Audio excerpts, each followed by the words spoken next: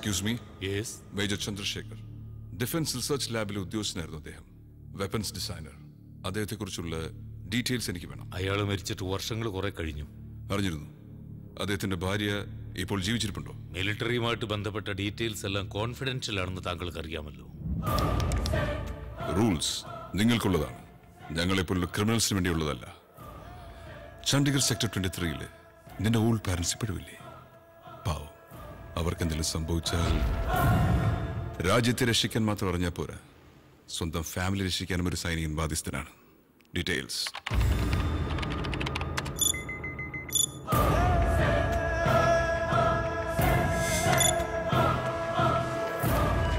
Last communication ഈ അഡ്രസ്സിൽ നിന്നാണ് നടന്നിട്ടുള്ളത്.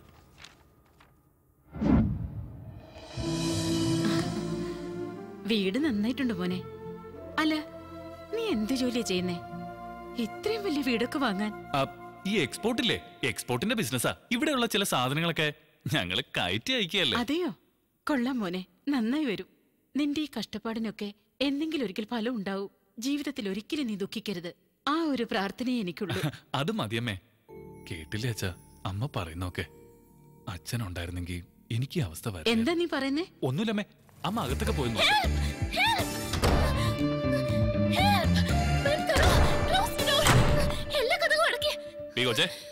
നീ ആരാ റെയിൽവേ സ്റ്റേഷനിൽ അനൗൺസറോ 3 ഭാഷയിൽ വെച്ച് കീറാൻ? ഏതാടി നീ? നിങ്ങൾ ഏത് ഭാഷക്കാരെന്ന് എനിക്ക് അറിയില്ലല്ലോ, അതുകൊണ്ടാ. ഇപ്പൊ മനസ്സിലായില്ലേ? ഇനി ഞങ്ങളുടെ ഭാഷയിൽ തന്നെ അങ്ങ് പറ.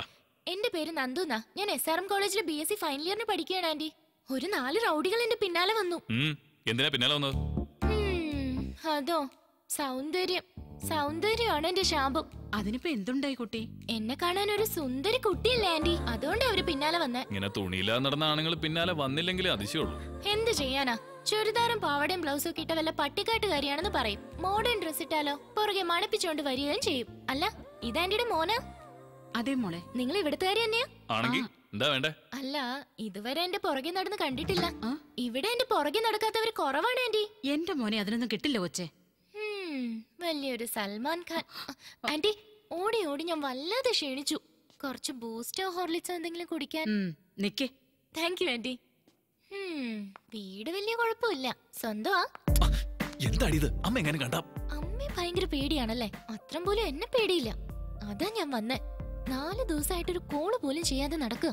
ഇനി എന്നും ഞാനിവിടെ കേറി വരും. എന്താടി കാണിക്കുന്നേ? ഒന്നുമില്ലമ്മേ, ഇതുപോലെ റൗഡികൾ ആരെങ്കിലും അറ്റാക്ക് ചെയ്യാൻ വന്ന സെൽഫ് ഡിഫൻസ് ചെയ്യേണ്ട എങ്ങനെയാന്ന് ഒരു ക്ലാസ് എടുക്കുകയായിരുന്നു. അതുപോലെ മനസ്സിലായോ? ഇനി അതങ്ങ് ഫോളോ ചെയ്താൽ മതി. Thanks anti. ആന്റി, എന്നൊന്ന് വീട്ടിൽ കൊണ്ടുവിടാൻ പറയോ? ആര്, ഞാനോ? ഒന്ന് കൊണ്ടുവിട്ടേക്കടാ. വാ വാ. By anti. Thank you. ഇവന്റെ കൂടപ്പുറപ്പ് കൂടി ഉണ്ടായിരുന്നെങ്കിൽ എന്ത് സന്തോഷായനെ.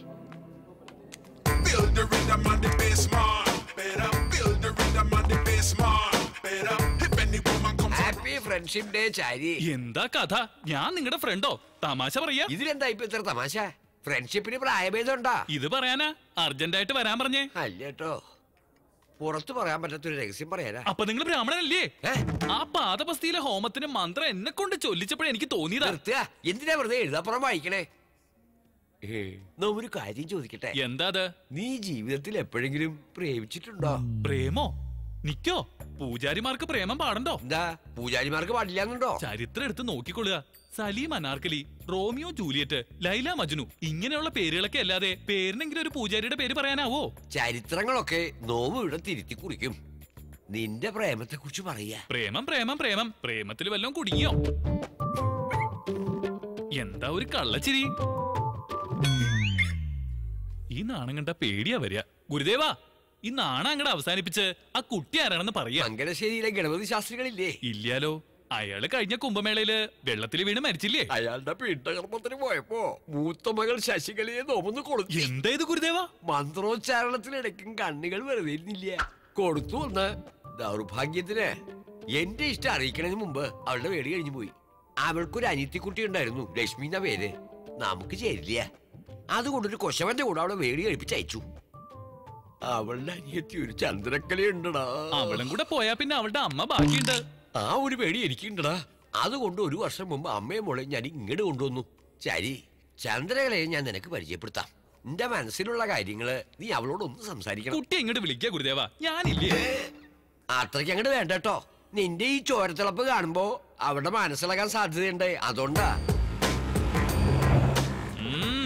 വീട് ഭേഷായിരിക്കണോ ഗുരുദേവ? ഭേഷായിട്ട് നീയും പറയുമല്ലോ അല്ലേ? എന്നെ വിശ്വാസം ഇല്ലേ ഗുരുദേവ? സൗഖ്യമാണോ? നിങ്ങളുള്ളപ്പോ ഞങ്ങൾക്ക് എന്തിന്റെ കുറവാ ഭട്ടു? ഭട്ടുവാ? അമ്മായി സ്നേഹം കൊണ്ട് വിളിക്കണതാ. വരിക. ഇതാരാ? എന്റെ അനന്തരവനാ, ശിഷ്യനും കൂടിയാ. നമസ്കാരം. നമസ്കാരം നമസ്കാരം. വെയില് തലഞ്ഞു വന്നതല്ലേ, ഞാൻ കുടിക്കാൻ സംഭാരം ആയിക്കോട്ടെ.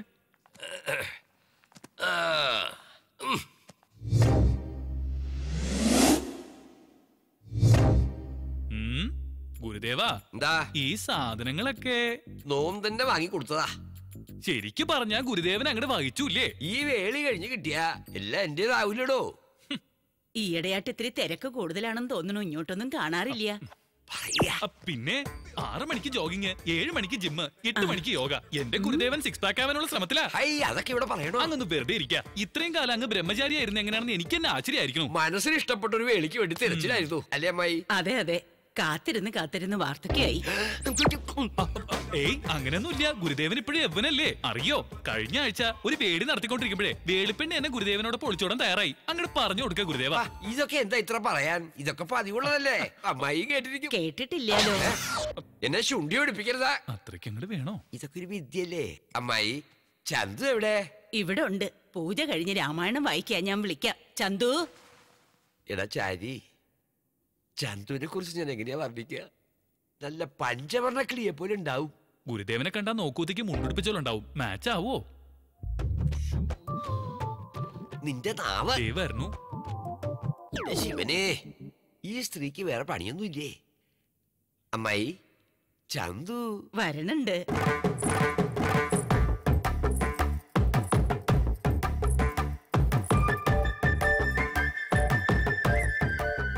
ഗുരുദേവ, കുട്ടി നോക്കണില്ലല്ലോ. നാണിച്ചിട്ടാ. ഇപ്പൊ കണ്ടോളൂ. ചന്തു. ഇവളോ? എന്താ പറ്റിയേ? അതല്ല ഗുരുദേവ, അത്യാവശ്യം ഒരു കൂട്ടം പറയാനായിട്ട് പുറത്തോട്ട് വരിക. എന്താ നിനക്ക് പറയാനുള്ളത്? ഞാൻ പറയുന്നുണ്ട്, അങ്ങോട്ട് പുറത്തേക്ക് വരിക. പട്ടതിരി നിൽക്കൂ. ചന്തു, നിന്നോട് പട്ടതിരിന്ന് വിളിക്കരുതെന്ന് പറഞ്ഞിട്ടില്ലേ ഭട്ടു? ശരി ഭട്ടു. ഭട്ടു തന്ന 2-in-1 സെറ്റ് പാടണില്ല. കാലത്ത് സുപ്രഭാതം കേൾക്കാത്തോണ്ട് ഒരു സുഖമില്ല. അതൊന്ന് നന്നാക്കി കൊണ്ടുവരാൻ അയാളെ ഒന്ന് അയക്കോ? അത്രല്ലേ ഉള്ളൂ. അതോർത്ത് വിഷമിക്കണ്ട. ഇവൻ റിപ്പയർ ചെയ്യും. കാണിച്ചു കൊടുക്കുക. ചെല്ലുക. ഗുരുദേവ, നിക്ക് പറയാനുള്ളതും ഒരു 2-in-1 കാര്യമാ. ആദ്യം ചന്തുവിന്റെ 2-in-1 റിപ്പയർ ചെയ്ത് കൊടുക്കുക. പോവുക. കൃഷ്ണ, എന്താ ഈ കുട്ടി കാട്ടണേ? എന്താടാ നീ പറയാൻ പോകുന്നേ? അതേടാ, വീണ്ടും ഇടാന്ന്. നീ ഭട്ടതിരിയുടെ സ്വിമ്മിംഗ് പൂളിൽ കണ്ട കാര്യം പറയാൻ പോവാ? പിന്നെ പറയാതെ, കളർ ടിവിയും VCR-ഉം 2-in-1 ഒക്കെ ആയിട്ട് എന്റെ ഗുരുദേവനെ ശരിക്കും നക്കിയെടുത്തില്ലേ? പറയാണ്ടിരിക്കാൻ പറ്റില്ല. ശരി, ചെന്ന് പറ. ഞാനും പറയാം. എന്താ പറയാൻ പോണേ? അതെ, സ്വിമ്മിംഗ് പൂളിൽ വെച്ച് എന്റെ കണ്ണി കണ്ടെടുത്തൊക്കെ തൊട്ടത്, എന്റെ ദേഹത്ത് എവിടെയൊക്കെ മറുകുണ്ടെന്ന് കണ്ടുപിടിച്ചത്. വട, നമുക്ക് പോയി പറയാം. ഇതൊക്കെ പറഞ്ഞ എന്റെ ഗുരുദേവന്റെ ഹാർട്ട് അമിട്ട് പൊട്ടണ പോലെ പൊട്ടുവല്ലോ.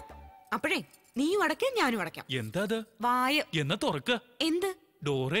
ചാരി, എന്തായി? ഇത് സാധാരണ 2-in-1 അല്ല ഗുരുദേവ, മുന്തിയ ഇനമാണേ. എന്തായാലും സുപ്രഭാതം പാടുമല്ലോ, അത് മതി. ചന്തു, വൈകുന്നേരം റെഡിയായിരിക്കുക. എവിടേക്കാ?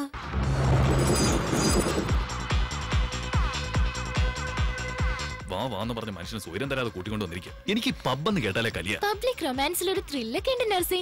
ഒന്ന് മോഡേൺ ആവടാ. എന്തിനാ ഗുരുദേവ എന്നെ ഈ പ്രച്ഛന്ന വേഷം കെട്ടിച്ച്? ഇങ്ങനെ അങ്ങോട്ട് ജീവിച്ചാ മതിയോ? ജീവിതം ഒന്ന് ആസ്വദിക്കണ്ടേ? ഈ പബ്ബ് പൂജ ചെയ്തത് നമ്മളല്ലേ? എന്റെ ഭട്ടു, ഈ ഡ്രസ് എനിക്ക് തീരെ ഇഷ്ടമായില്ല. ഇതെന്നല്ല, നിനക്ക് തുണിയെ ഇഷ്ടമല്ലല്ലോ. എന്റെ ഗുരുദേവ, എനിക്ക് താറെടുക്കാഞ്ഞിട്ട് ഒരു സുഖമില്ല. ഹൈ, ഇവനൊരുത്തൻ. ഇത് ഈ പബ്ബിലെ ഡ്രസ് കോഡാടാ. ധരിച്ചേ പറ്റൂ. എന്ത് കോടോ എന്തോ. Sir, cab sir. എന്തിനാ? പബ്ബിന്റെ പ്രൊമോഷന് വേണ്ടിട്ടാ, പ്ലീസ്.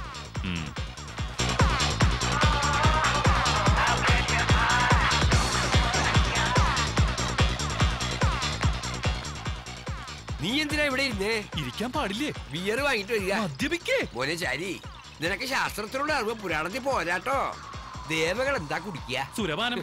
ദേവകൾ കുടിക്കുമ്പോൾ സുരപാനം, നമ്മൾ കുടിക്കുമ്പോൾ ബിയർ. പോയി വാങ്ങിട്ട് വരിക. എന്തായാലും എല്ലാം പാലത്തിൽ ഒന്ന് തന്നെയാ. എടോ ബാർബോയ്, ഒരു ബിയർ ഇങ്ങനെ തരിക. ഇപ്പഴല്ലോ താ ഒരു ബോട്ടിൽ അടിച്ചത്. എന്താ കഥ? ഞാനോ? ബിയറോ? ആര് കുടിച്ചൂന്നാ? ഇപ്പൊ കുടിച്ചാലേ ഉള്ളൂ. എടോ കൊരങ്ങ, എന്തൊക്കെയാ താനീ പൊലമ്പണേ? ഇങ്ങനൊരു സ്ഥലത്തേക്ക് ഞാൻ വരുന്നേനെ ആദ്യമായിട്ടാടോ. എന്താ കുട്ടി കാണിക്കണേ? അസ്ഥാനത്ത് കയറി തോണ്ടേ? ആരാ നീ? ഇതെന്താ ഇങ്ങനെ സംസാരിക്കുന്ന? എന്റെ സംസാരം ഇങ്ങനെയാ. ചുമ്പാ ആ ബിയറിങ്ങനെ തരിക, ഇവക്കും കൊടുക്കാം മദ്യം. ഇത് വലിയ ശല്യമായല്ലോ. ഇവിടെ നിക്ക. എന്താടാ നീ ആരുടെ പിണ്ടം വെക്കാൻ അങ്ങോട്ട് പോണേ? വായിലടാ നിനക്ക് കോശവൻ. ഇത് പിടിക്ക, അവിടെ പോയി ഇരിക്ക. എവിടേക്കാ? നിന്നോട് പറയണോ? എന്താ ദേഷ്യ? അല്ല, സ്നേഹ.